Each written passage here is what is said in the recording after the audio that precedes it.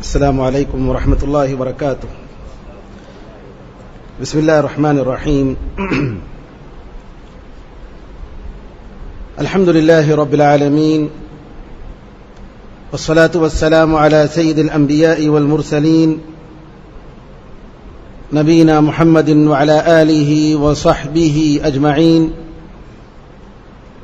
ومن تبعهم بإحسان إلى يوم الدين.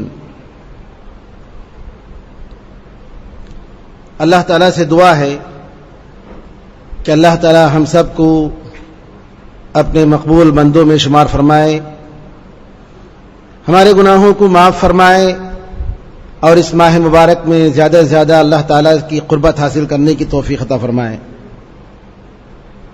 برادران اسلام، دختران ملت، آج کی دنیا میں اکثر لوگ ایسے ہیں جن کو یہ نہیں معلوم ہے کہ وہ اس دنیا میں کس لیے ہیں، کس لیے وہ پیدا ہوئے، ان کی زندگی کا مقصد کیا ہے، اس دنیا کا مقصد کیا ہے، کچھ نہیں جانتے. اور چونکہ ان کو ان کی زندگی کا مقصد نہیں معلوم ہے، حکمت نہیں معلوم ہے، اس کا سبب نہیں جانتے ہیں، اس کے نتیجے میں ان کی زندگی بیکار گزرتی ہے. ان کی جوانی، ان کے اوقات، ان کے لمحات بغیر معنی کے، بغیر مقصد کے گزرتے ہیں اور اس کی کوئی قیمت نہیں رہتی، کیونکہ کسی بھی چیز کی قیمت اس کا مرتبہ اس وقت ہوتا ہے جب اس کو معلوم ہو کہ اس کا کیا مقصد ہے اور وہ مقصد ادا کرنے کے لیے وہ چیز پوری کوشش کرے. اور اگر وہ مقصد نہ ہو اور وہ حکمت اور سبب نہ ہو تو اس چیز کی کوئی حیثیت نہیں رہتی ہے. آپ کے جیب میں قلم ہے، پین ہے، اس کا ایک مقصد ہے کہ آپ اس کے ذریعے معلومات لکھیں، محفوظ کریں. اگر یہ قلم اس کا مقصد پورا نہ کرے، اس کی حکمت جس کی وجہ سے قلم کو بنایا گیا ہے، تو آپ اس قلم کو اٹھا کر پھینک دیتے ہیں. آپ اپنے پیر میں چپل اور جوتے پہنتے ہیں، اس کا ایک مقصد ہے. مقصد یہ ہے کہ آپ کو آپ کے پیر کی وہ حفاظت کرے، اور اگر آپ دیکھیں کہ اس مقصد، وہ چپل اور جوتے سے وہ مقصد پورا نہیں ہوتا ہے، آپ اس کو اٹھا کر پھینک دیتے ہیں. یہ جو مائکروفون میرے سامنے ہے، اس کا ایک مقصد ہے تاکہ اس کے ذریعے دور دور تک آواز پہنچے، اور اگر یہ مائکروفون اپنا مقصد پورا نہ کرے تو ہمارے سامنے اس کو نہیں رکھیں گے، اس کو اٹھا کر پھینک دیتے ہیں. آپ کے گھر میں فریج ہے، اے سی ہے، مقصد کی بنا پر. اگر فریج جس کا مقصد چیزوں کی حفاظت کرنا تاکہ چیزیں خراب نہ ہو، اگر یہ مقصد پورا نہ ہو تو آپ اس کو اٹھا کر پھینک دیتے ہیں. آپ کی ضروریات ساری چیزیں بغیر کسی مقصد کے نہیں ہیں. آپ کی زندگی میں جو بھی چیز ہے اس کا کوئی سبب ہے، اس کی کوئی حکمت ہے، اس کا کوئی گول ہے. بغیر مقصد کے کوئی چیز نہیں. آپ کے جسم میں آنکھیں ہیں، اللہ تعالیٰ نے آنکھوں کو سروں میں رکھا ہے تاکہ آپ دور دور تک اپنی نظروں سے دیکھیں، اور سامنے اللہ نے رکھا ہے. اور اگر پیر میں رکھا ہوتا تو دور کی چیز دیکھنے کے لیے جو ہے پیر کے بل سر کو نیچے اور پیر کو اٹھا کر دیکھنا پڑتا ہے کیا نہیں؟ 2 کان اللہ نے رکھے ہیں بعض کنارے تاکہ آپ سامنے سے، دائیں سے، بائیں سے آپ سن پائیں. چہرے میں اللہ نے ناک، زبان، کان، منہ، یہ ساری چیزیں اللہ نے رکھی، اور اس کے ساتھ ایک اس طریقے سے ایک جوڑ یہاں بنا دیا کہ آپ چاہے تو آپ ایسے دائیں طرف، بائیں طرف، سامنے اپنے جسم کو ہلائے بغیر آپ دیکھ سکتے ہیں. اور اگر یہ جوڑ اگر نہ ہوتا تو اور جسم کے ساتھ یہ لگ گیا ہوتا، گردن جس طریقے سے آپ گھماتے ہیں تو آپ کیا کریں گے؟ اگر دیکھنا ہو تو پورے بدن کے ساتھ دائیں طرف مڑنا پڑتا، بائیں طرف پورے بدن کے ساتھ مڑنا پڑتا. دیکھتے ہیں بعض لوگوں کو شکایت ہوتی ہے، جن کی طبیعت خراب ہوتی ہے وہ پوری طریقے سے گھوم کر دیکھنا پڑتا ہے. اس کا بھی ایک مقصد ہے. اللہ تعالیٰ نے انسان کے بدن میں 2 گردے رکھے ہیں، اس کی ایک حکمت ہے، اس کا ایک سبب ہے، اس کا ایک مقصد ہے. خون کی صفائی، پھیپھڑے ہیں، اس کا مقصد ہے. دل ہے، اس کا مقصد ہے.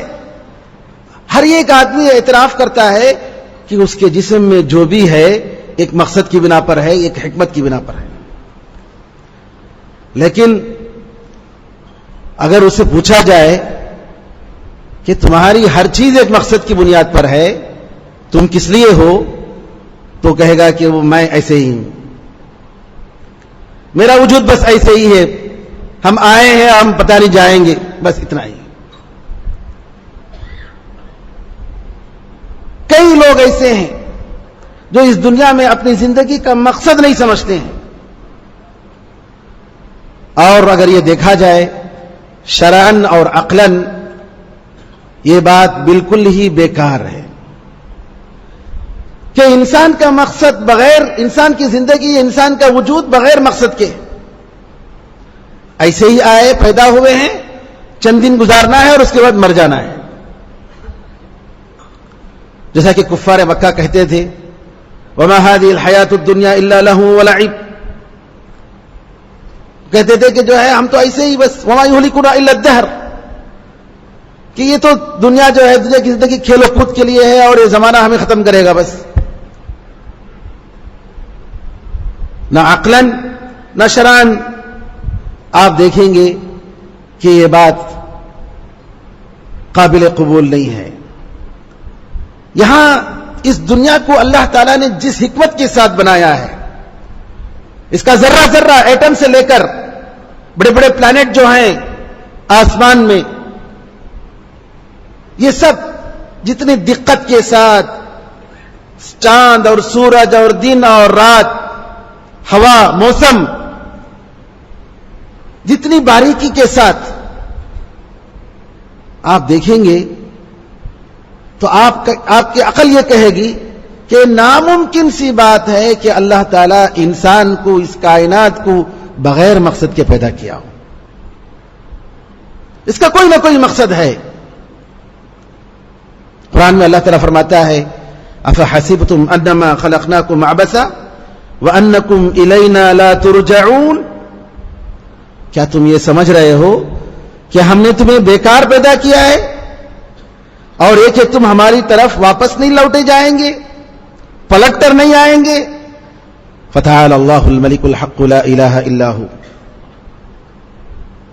رب العرش الکریم، وہ اللہ جو حقیقت میں بادشاہ ہے، جو عرش کریم کا پروردگار ہے، ایسے بیکار کاموں سے بہت بلند ہے، بہت بلند ہے. وہ ایسا بیکار کام نہیں کرے گا. آپ بیکار کام کریں گے؟ اگر آپ دیکھیں کوئی عورت دھاگے بنا رہی ہے، پھر اس کو کاٹ رہی ہے، پھر بنا رہی ہے، پھر خینچی سے کاٹ رہی، تو کیا کہیں گے؟ بیوقوف ہے. کون کریں گے؟ ایک کسان ہے، اپنی کھیت میں لا رہا ہے، وہ زمین کھود رہا ہے، مٹی نکال رہا ہے، پھر ڈال رہا ہے، دوسرے دن پھر تیسرے دن نکال رہا ہے، پھر ڈال رہا ہے. آپ نہیں کر سکتے، ایک عقل والا نہیں کر سکتا ہے، تو اللہ تعالی کے بارے میں آپ کیسا یہ سمجھتے ہیں کہ انسان جیسے مخلوق کو اللہ نے بیکار پیدا کیا، اس کائنات کو اللہ نے بیکار پیدا کیا؟ نعوذ باللہ. اسی طریقے سے اللہ تعالیٰ فرماتا ہے وَمَا خَلَقْنَا السَّمَاءَ وَالْأَرْضَ وَمَا بَيْنَهُمَا بَاطِلًا ذَلِكَ ظَنُّ الَّذِينَ كَفَرُوا فَوَيْلٌ لِّلَّذِينَ كَفَرُوا مِنَ النَّارِ. آسمان اور زمین کو اور ان کے درمیان جو بھی ہیں ہم نے بیکار نہیں پیدا کیا ہے. یہ کافروں کا گمان ہے. جو اللہ پر ایمان نہیں رکھتے ہیں یہ وہ سمجھتے ہیں کہ اللہ نے اس کائنات کو انسان کو بیکار پیدا کیا ہے. اللہ نے کہا کہ کافروں کے لیے دوزخ کی عذاب کی بربادی ہے. ایک اور جگہ اللہ فرماتا ہے وَمَا خَلَقْنَا السَّمَاءَ وَالْأَرْضَ وَمَا بَيْنَهُمَا لَاعِبِينَ. آسمان اور زمین کو اور ان کے درمیان جو بھی چیزیں ہیں کھیلنے اور تماشے کے لیے ہم نے پیدا نہیں کیا ہے. کھیل اور تماشے کے لیے ہم نے بنایا نہیں ہے. لو اردنا ان نتخذ لهوا لاتخذناه من لدنا. اگر ہم کھیل اور تماشا بنانا چاہتے تو اپنے طرف سے کوئی دوسری چیز بنا لیتے. بل نقذف بالحق على الباطل فيدمغه فاذا هو زاهق وَلَكُمُ الْوَيْلُ مِمَّا تَصِفُونَ. بلکہ ہم حق کے ذریعے باطل کو مارتے ہیں تو باطل ختم ہو جاتا ہے اور تمہارے لیے بربادی ہے کہ تم اللہ کے بارے میں اور اللہ کی عظمت اور اللہ کی قدرت کے بارے میں جو تم بیان کرتے ہو یہ بہت بڑا بہتان ہے, یہ بہت غلط چیز ہے. تو معلوم ہوا میرے بزرگوں کہ انسان اور ایک کائنات ایک حکمت, ایک سبب, ایک مقصد, ایک غائب, ایک گول, ایک ٹارگٹ کے ساتھ اللہ تعالیٰ نے اس کو بنایا ہے, بغیر کسی ٹارگٹ کے نہیں بنایا ہے. اب یہاں دوسرا سوال ہے, کیا انسان اپنے دماغ سے یہ پہچان سکتا ہے کہ وہ کس لیے پیدا ہوا, اس کی زندگی کا مقصد کیا ہے؟ ہرگز نہیں. چاہے جتنا بڑا وہ عالم ہو, جتنا بڑا وہ ہوشیار ہو, وہ اپنے طور سے بتا نہیں سکتا کہ وہ کس لیے آیا ہے. کیوں؟ اس لیے کہ انسان اپنے اختیار سے نہیں آیا ہے, اپنی مرضی سے نہیں آیا ہے. یہاں آنے میں اس کی کوئی مرضی نہیں. ہم جب دنیا میں آئے ہیں تو کیا ہمیں پوچھا گیا کہ ہم کیا بنیں گے, مرد بنیں گے کہ عورت, کون سی نیشنلٹی, کون سی سرزمین, کس کے پیٹ میں پیدا ہوں گے, جی کالے ہوں گے کہ گورے ہوں گے, کون سی زبان والے ہوں گے, کچھ نہیں پوچھا گیا. یہ ہم اپنی مرضی سے نہیں آئے ہیں, یہاں ہمیں لایا گیا ہے. آپ اپنے گھر سے نکلے ہیں, اپنی مرضی سے نکلے ہیں, اور آپ کو معلوم ہے کہ آپ مسجد میں آ رہے ہیں. کس کے لیے آ رہے ہیں؟ نماز پڑھنے کے لیے آ رہے ہیں, دین کی باتیں سننے کے لیے آ رہے ہیں. کیوں؟ اپنی مرضی سے آئے ہیں. لیکن اس کے بجائے اگر آپ گھر کے باہر نکلے اور کچھ لوگ, اجنبی لوگ زبردستی پکڑ کر آپ کو جی رسی سے باندھ دیا اور پکڑ کر آپ کو اپنے کار میں ڈال لیے اور لے گئے ڈیزرٹ میں, صحرا میں, اور لے جا کر ایک گھر میں بند کر دیے, اور اگر ایک آدمی آ کر کہتا ہے کہ یہاں تم کیوں آئے ہو, تو آپ کیا جواب دیں گے؟ مجھے نہیں معلوم ہے, مجھے نہیں معلوم ہے کہ یہ کیا ہے, میں زبردستی مجھے یہاں پکڑ کر لایا گیا ہے. اور اس وقت آپ کے کیا احساسات ہوں گے؟ پتہ نہیں کیا کریں گے یہ لوگ, پتہ نہیں مجھے قتل کر دیں گے, کب تک رکھیں گے, کیا سلوک کریں گے. اور اگر اس وقت آپ کو کھانا بھی دیں گے تو آپ کھانا پسند نہیں کریں گے. کھانے میں لذت نہ, پانی میں لذت نہ, آپ کو نیند آئے گی. آپ کے دل میں یہی خیال دوڑتا ہوگا پتہ نہیں میرے ساتھ کیا سلوک کیا جائے گا. یہ دنیا کی حقیقت ہے.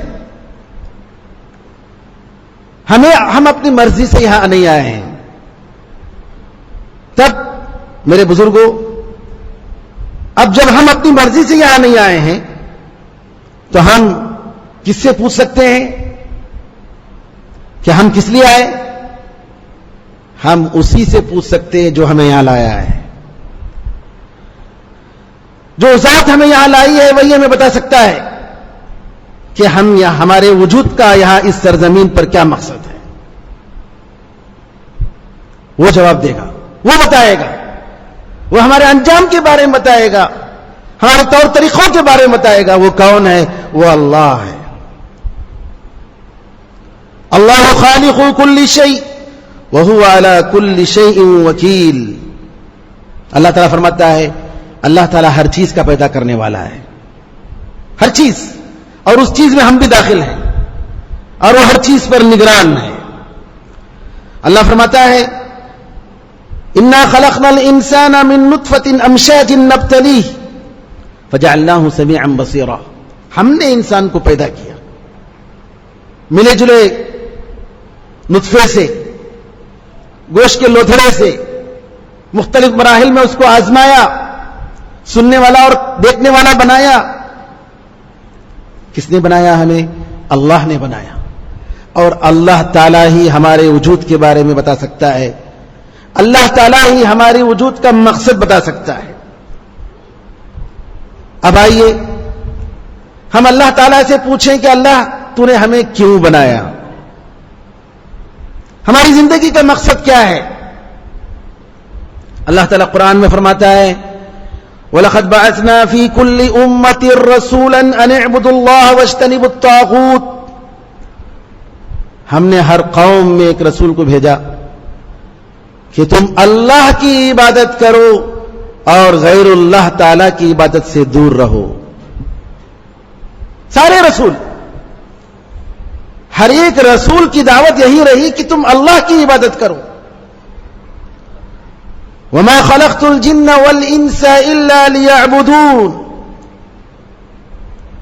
میں نے انسانوں اور جنوں کو صرف اس لیے پیدا کیا کہ وہ میری عبادت کریں. دیکھیے عربی زبان میں ما اور الا، ما نافیہ کہتے ہیں، نیگیٹو کے لیے استعمال ہوتا ہے. میں نے نہیں پیدا کیا جنوں اور انسانوں کو الا ایکسپٹ، مگر. الا کا مطلب مگر، نہیں مگر. کس کے لیے؟ اسٹریس، تاکید کے لیے، تاکید بتانے کے لیے. میں نے نہیں پیدا کیا انسان اور جنوں کو مگر یہ کہ وہ میری عبادت کریں. عبادت ایک مومن کی زندگی کا پورا منہج حیات ہوتا ہے، سسٹم. آج کل لوگ یہ سمجھتے ہیں کہ عبادت کا مطلب نماز، روزہ، زکوٰۃ، حج، بس اسی میں عبادت منحصر ہے. عبادت کا مطلب یہی ہے. اس میں شک نہیں کہ یہ عبادت ہے. عبادت کے یہ ارکان ہیں، عبادت کی یہ بنیادیں ہیں، اس میں کسی کی دو رائے نہیں ہے. لیکن عبادت کا مفہوم عبد، کہ ایک انسان اللہ تعالی کا غلام بن کر زندگی گزارے، اللہ کی بندگی میں اس کی زندگی ہو، یہ پوری زندگی کے سارے مرحلوں میں شامل ہے. زندگی کے ایک ایک حصے میں آپ دیکھیں گے کہ نبی کریم صلی اللہ علیہ وسلم نے عبادت کی بہت ساری مثالیں بتائیں. اور قرآن کریم کی یہ آیت کہ میں نے انسانوں اور جنوں کو عبادت کے لیے پیدا کیا، صرف میری عبادت کے لیے پیدا کیا، تو اس کا مطلب یہ ہے کہ اللہ تعالیٰ نے ہمیں کھانے پینے کے لیے پیدا نہیں کیا. اس کا مطلب یہ نہیں کہ کھانا پینا نہیں ہے. کھانا پینا مقصد نہیں ہے. کھانا پینا تاکہ عبادت صحیح طریقے سے بجا لانے کے لیے، وہ طاقت حاصل کرنے کے لیے ایک مساعد وسیلہ ہے، ایک ذریعہ ہے، وہ ٹارگٹ نہیں ہے. اللہ تعالیٰ نے آپ کو مال اور دولت دی ہے، کس لیے؟ ایک ذریعہ ہے تاکہ آپ اللہ تعالیٰ کی عبادت کریں. آپ پڑھتے ہیں، اسکول میں، کالج میں تعلیم حاصل کرتے ہیں، یہ ٹارگٹ نہیں ہے آپ کے وجود کا، آپ کی زندگی کا. بلکہ یہ تعلیم ایک ذریعہ ہے کہ آپ اس کے ذریعے اللہ کی عبادت کریں. آپ تجارت کرتے ہیں, بزنس کرتے ہیں, آپ کے پیشے ہوتے ہیں, کئی پروفیشنز ہوتے ہیں, مقصد یہ سب عبادت, یہ سب مقصد نہیں ہے زندگی کا, بلکہ مقصد کیا ہے؟ عبادت ہے. اور اس عبادت کو بجا لانے کے لیے یہ دنیا کے مختلف رشتے, ذرائع, وسائل, کام کاج, دوڑ دھوپ, عبادت کو صحیح طریقے سے بجا لانے کے لیے. تو مین ٹارگٹ عبادت, اور باقی جتنی بھی چیزیں ہیں اس ٹارگٹ کو پانے کے لیے, اس مقصد تک پہنچنے کے لیے ایک ہیلپر وسائل ہیں, ذرائع ہیں, حقیقت میں ٹارگٹ نہیں ہے. رسول اللہ صلی اللہ علیہ وسلم کی حدیثوں میں دیکھیں گے آپ نے عبادت کا بہت سارا واضح اور ایک وسیع مفہوم بتایا. آپ نے کہا کہ تبسمک فی وجہ اخیک صدقہ, آپ کے بھائی کے چہرے پر مسکرانا بھی ایک صدقہ ہے. صدقہ کیا ہے؟ عبادت ہے, نیکی کا کام ہے. دیکھیے کتنا آسان اور ایک کتنا بہترین دین ہے. ایک بھائی ایک مسلمان بھائی سے ملتے ہوئے کہ آدمی مسکرائے, ارے مسکرانے میں کتنے پیسے لگتے ہیں بھائی؟ کچھ نہیں. اگر لوگوں کو پیسے دینے کے لیے کہا جائے تو لوگ کہاں سے دیں گے؟ حکومت بھی نہیں دے پائے گی, کتنے لوگوں کو روزانہ دے گی. لیکن آپ مسکرا دیے اپنے بھائی کے صورت پر, گویا آپ ایک پیغام دے رہے ہیں کہ آپ کے دل میں اس کے بارے میں کوئی کدورت نہیں ہے, کوئی کینہ اور کپٹ نہیں ہے, آپ کا دل صاف ہے. اور اس کے آپ کے مسکرانے سے ہو سکتا ہے کہ اس کے غم گھل جائیں, اس کے دل میں خوشی ہو جائے. بعض لوگ ہوتے ہیں ماشاءاللہ ان کا چہرہ اللہ مسکرایا ہوا بناتا ہے, مسکراتے رہتے ہیں, ان کو دیکھ کر لوگ خوش بھی ہوتے ہیں. جریر رضی اللہ عنہ کے بارے میں آتا ہے کہ نبی کریم صلی اللہ علیہ وسلم جب بھی ان کو دیکھتے تو مسکراتے تھے. بعض لوگ ایسے ہوتے ہیں کہ چہرہ ان کا بالکل مرجھایا ہوا, اب دیکھیں گے تو لوگ دور سے ڈرتے, پتہ نہیں کیا ہے بھائی. اور بعض لوگ اتنے بخیل ہوتے ہیں کہ اپنی بیوی بچوں کے ساتھ بھی مسکراتی نہیں ہیں. ارے بیچاری عورت گھر میں پڑی رہتی ہے جی, اگر شوہر اس کے چہرے پر نہ مسکرائے اور گھر میں داخل ہوتے ہوئے اس کے چہرے پہ مسکراہٹ نہ ہو, اب وہ کون آئے گا اس کے مسکرانے کے لیے, مسکراہٹ دیکھنے کے لیے؟ بڑے افسوس کے ساتھ کہنا پڑتا ہے, چاہے شوہر ہو کہ چاہے بیوی ہو, ایسا نہیں ہونا چاہیے کہ شوہر جیسے ہی آئے, شوہر کے صورت پر اس کے سامنے جو ہے مطالبات کی بوچھاڑ, تم یہ نہیں لائے, تم وہ نہیں لائے, اتنی دیر سے آئے ہو. نہیں, مسکراؤ, مسکرانے میں صدقہ ہے. نبی کریم صلی اللہ علیہ وسلم نے فرمایا لا يحقرن احدكم من المعروف شيئا ولو ان يلقى اخاه بوجه طلق. تم میں سے کوئی نیکی کے کسی بھی کام کو معمولی نہ سمجھے. نیکی کا کوئی بھی کام اس کو معمولی مت سمجھو, اگرچہ کہ اپنے بھائی کو خوشگوار چہرے سے ملنا ہی صحیح, کم از کم وہ تو نیکی ہو جائے. اس میں کچھ دینا نہیں لینا نہیں ہوتا ہے, کچھ زیادہ محنت نہیں ہے, بس مسکراہٹ کے ساتھ آپ ملے, السلام علیکم ورحمۃ اللہ وبرکاتہ, آپ نے کہا, کتنا ثواب. بلکہ نبی کریم صلی اللہ علیہ وسلم نے یہاں تک کہہ دیا کہ اگر شوہر اپنی بیوی سے ملتا ہے, خاص ملاقات, اس میں بھی اس کے لیے صدقہ ہے. عبادت کا مفہوم دیکھیے کہ آدمی اگر نیت کرے اور اس کا مقصد اللہ کو خوش کرنا ہو تو ثواب ہی ثواب, اس کا ہر عمل نیکی بن جاتا ہے. میرے بزرگوں, بعض سلف نے کہا کہ میں اپنے سونے میں بھی اللہ تعالیٰ سے ثواب کی امید کرتا ہوں, اور سو کر جب اٹھتا ہوں تب اس میں بھی اللہ کی صلاح سے ثواب کی امید کرتا ہوں. ایک لقمہ کھاتا ہوں تو اس میں بھی اللہ سے ثواب کی امید رکھتا ہوں. کیوں؟ اس وجہ سے کہ سونے سے پہلے یہ نیت کرتا ہے کہ میں سو کر اٹھ کر اپنی سستی کو دور کر کے میں اللہ تعالیٰ کی بہتر طریقے سے عبادت کر پاؤں گا. مجھ پر جو فریضہ ہے اس کو صحیح طریقے سے ادا کرنے کی کوشش کروں گا. یہ نیت، یہ جذبہ اس کو عبادت بنا دیتا ہے. میرے بزرگوں، ہمارے جسم کے جو اعضاء ہیں، جو ہمارا وجود ہے، اس میں اللہ تعالی کے لیے ہر عضو کے تعلق سے بندگی ہے. ہماری آنکھوں، یہ آنکھیں جو اللہ نے ہمیں عطا فرمائی ہیں، اس میں بندگی ہے. بندگی کا مطلب یہ ہے کہ ان آنکھوں سے صرف حلال چیز کو دیکھیں، حرام کو نہ دیکھیں. اگر آپ یہ کریں گے تو یہ عبادت ہے. یہ کان جو اللہ نے دیے ہیں، اس میں بھی بندگی ہے. اور اس بندگی کا مطلب یہ ہے کہ صرف آپ حلال چیز کو سنیں. اگر حرام چیز کو سنتے ہیں تو نعوذ باللہ اللہ تعالیٰ کی بندگی اور اللہ کی عبودیت میں آپ نے خلل پیدا کر لیا، نقص پیدا کر لیا. آپ نے وہ فرض ادا نہیں کیے.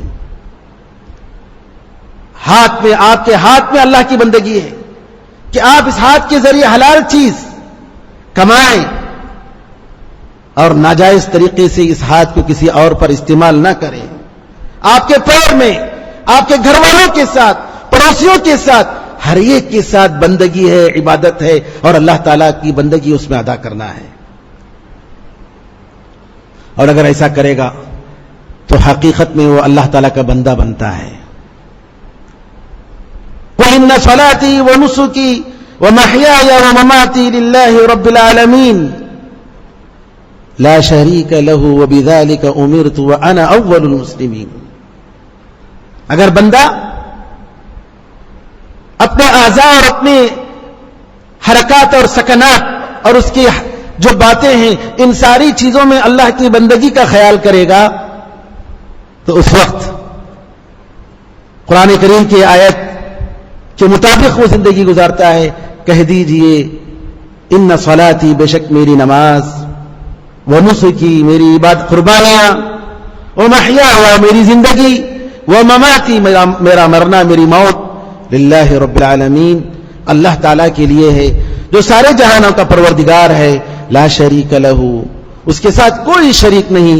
وبذلک امرت، مجھے اسی چیز کا حکم دیا گیا. وانا اول المسلمین، اور میں مسلمانوں میں سب سے پہلا ہوں.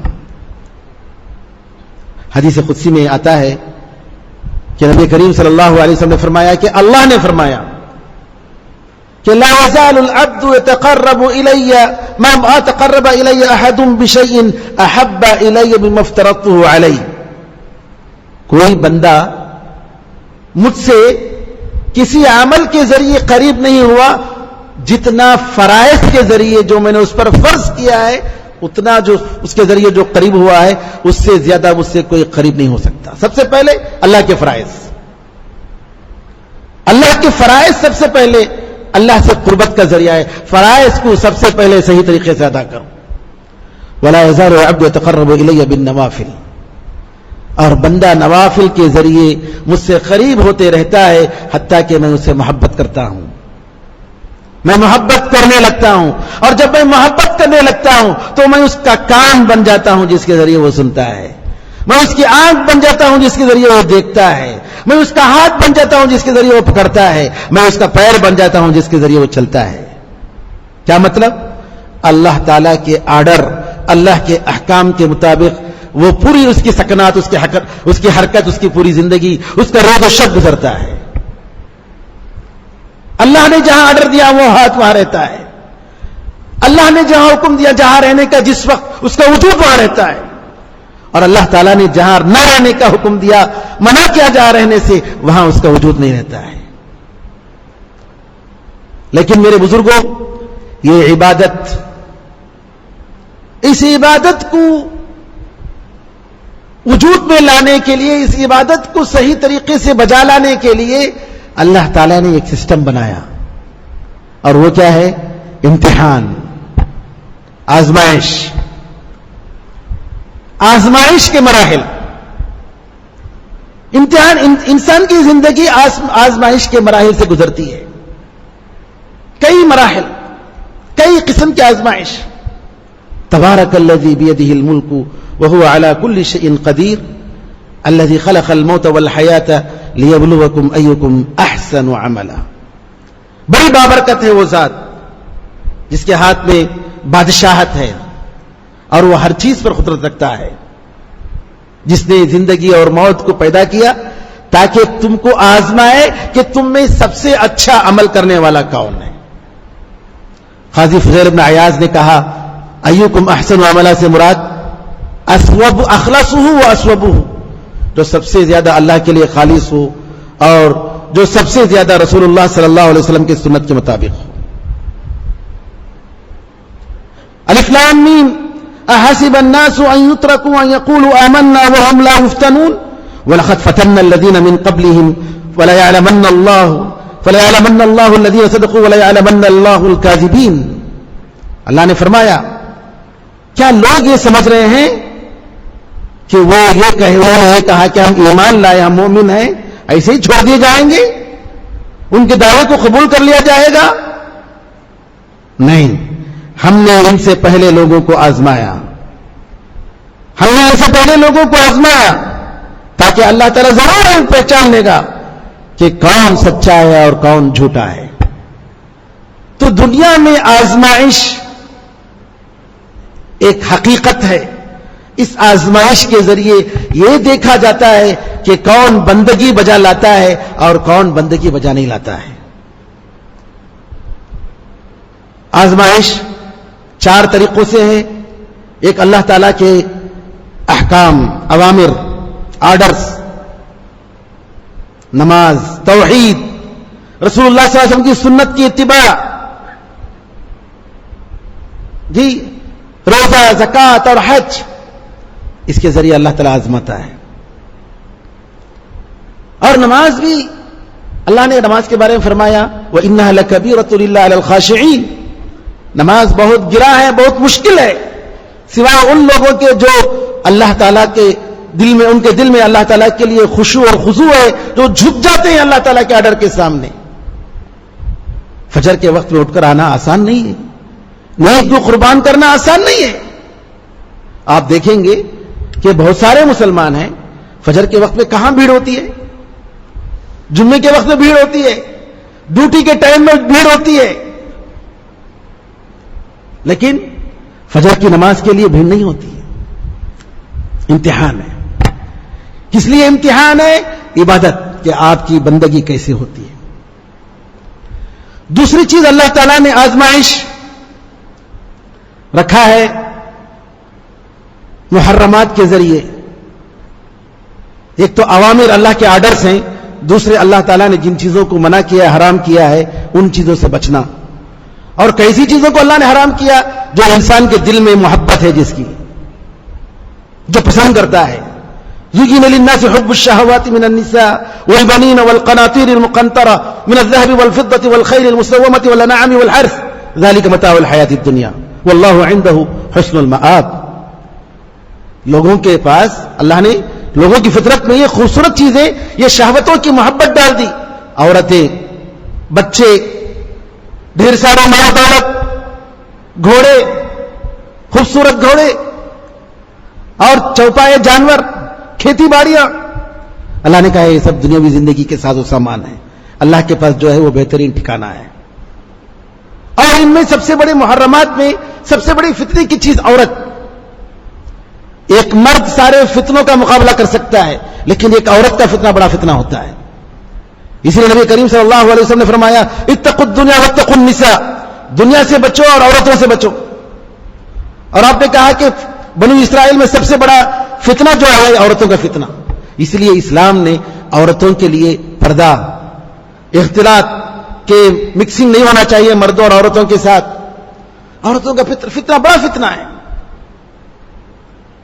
اور صرف حلال طریقے سے اپنی خواہش پوری کرے, اللہ تعالیٰ نے اس کی حد بندشی کی. تیسری چیز امتحان کے لیے اللہ نے جو ذریعہ بنایا وہ تقدیر, جو اللہ تعالیٰ نے مقدر رکھا ہے, مصیبتیں, غم, پریشانیاں, اور یہ جو بھی اللہ نے مقدر رکھا ہے یہ سب خیر ہے اللہ کے لیے، بندے کے لیے. اور اللہ تعالیٰ اللہ کی تقدیر میں کوئی شر نہیں ہے. یہ شر جو ہمارے لیے ہے اللہ کے لیے نہیں ہے. اللہ جو بھی فیصلہ کرتا ہے وہ خیر کا فیصلہ کرتا ہے. مثال کے طور پر موت، جو لوگ سمجھتے ہیں کہ بہت بڑی مصیبت، بہت پریشان ہوتے ہیں. فرض کر لیجئے اللہ تعالیٰ نے کہا کہ چلو موت نہیں ہے، موت کو نکال دیتا ہوں میں، زندگی. کیا بھی ہوگا؟ باپ ہے 90 سال کے، ان کے دادا ہیں 130 سال وہاں کونے میں پڑے ہوئے، اور ان کے پردادا ان کے والد صاحب ہیں 150 سال کے ادھر کونے میں ہیں. کوئی ان کا خیال کرنے والا نہیں. کوئی جو ہے کوئی ایسے ہیں کیا ان کو جو ہے پیشاب پاخانے کی صفائی نہیں. 200 سال 250 سال 300 سال، تب کیا کریں گے؟ اے اللہ موت کو نازل کر بول کر دعا کریں گے نہیں کریں گے؟ تو اللہ تعالیٰ جو بھی تقدیر رکھتا ہے اس میں خیر ہی خیر ہے، شر نہیں ہے. مثال کے طور پر بارش کے لیے لوگ دعا کر رہے ہیں، اللہ بارش لا بارش. آپ کے پڑوس میں ایک آدمی گھر بنا رہا ہے، سیمنٹ وغیرہ ڈالا ہے، کانکریٹ، وہ کہہ رہا ہے اللہ آج نہیں بارش نہیں چاہیے، آج کے دن بس کہیں اور، آج کے دن نہیں. اس کا پڑوس جو ہے کل اس نے جو ہے کانکریٹ ڈالا تھا، اس کو پانی کی ضرورت ہے، اے اللہ بارش نازل کر. اللہ تعالیٰ کی تقدیر میں جو بھی ہے وہ خیر ہے. ہم لمیٹڈ انداز میں سوچتے ہیں تو یہ سارے مسائل آتے ہیں، ورنہ انسان اللہ تعالیٰ کی تقدیر پر صحیح معنی میں ایمان رکھے تو ماشاءاللہ اس کا دل مطمئن ہوگا، ہمیشہ سکون سے ہوگا، اس کو کوئی پریشانی لاحق نہیں ہوگی. اور چوتھا جو امتحان ہوتا ہے عبادت کے لیے وہ ہے اللہ نے جو غیب چیزیں رکھی ہیں اس پر ایمان لانا. جتنی بھی غیب کی باتیں ہیں اس پر ایمان لانا.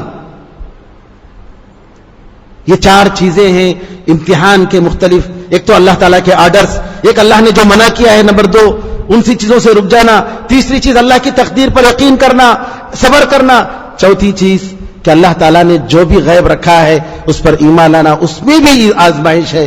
آج کتنے ایسے لوگ ہیں جو غیب کی بہت ساری چیزوں کا انکار کرتے ہیں. ہمارے یہاں مدراس میں کچھ ایسے شیاطین ہیں جو شیطان کے وجود کا انکار کرتے ہیں، جنوں کے وجود کا انکار کرتے ہیں، جادو کا انکار کرتے ہیں، جبکہ قرآن میں اس کا ذکر ہے، حدیث میں اس کا ذکر ہے. بہرحال میرے بھائیوں، میرے آج کے درس کا مقصد یہ ہے کہ انسان بیکار پیدا نہیں ہوا ہے، اس کا ایک مقصد ہے. ہم اپنی مرضی سے نہیں آئے ہیں، اللہ نے ہمیں یہاں لایا ہے. کس وجہ سے آئے ہیں؟ عبادت کے لیے آئے ہیں. ہماری زندگی کا سب سے بڑا ٹارگٹ عبادت، اللہ کی بندگی. اور اگر کوئی شخص بندگی کو صحیح طریقے سے بجا لایا تو حقیقت میں وہ کامیاب ہو گیا، اور اگر کسی بھی جگہ وہ فیل ہو گیا تو نامراد ہو گیا، وہ دوزخ میں جائے گا. اور اللہ تعالیٰ نے آزمائشوں کے ذریعے انسان کی عبادتوں کو پہچانتا ہے، انسان کی بندگیوں کو دیکھتا ہے کہ کون کتنا عبادت بجا لاتا ہے. اللہ تعالیٰ سے دعا ہے کہ اللہ تعالیٰ ہم سب کو اس کی صحیح معنی میں بندگی ادا کرنے کی توفیق عطا فرمائے. اللہ تعالیٰ ہم سب کو اخلاص عطا فرمائے، نبی کریم صلی اللہ علیہ وسلم کی سنت کے مطابق زندگی گزارنے کی توفیق عطا فرمائے. آمین ارحم الراحمین. الحمدللہ رب العالمین، وصلی اللہ وسلم علی نبینا محمد وعلی آلہ وصحبہ اجمعین. والسلام علیکم ورحمۃ اللہ وبرکاتہ.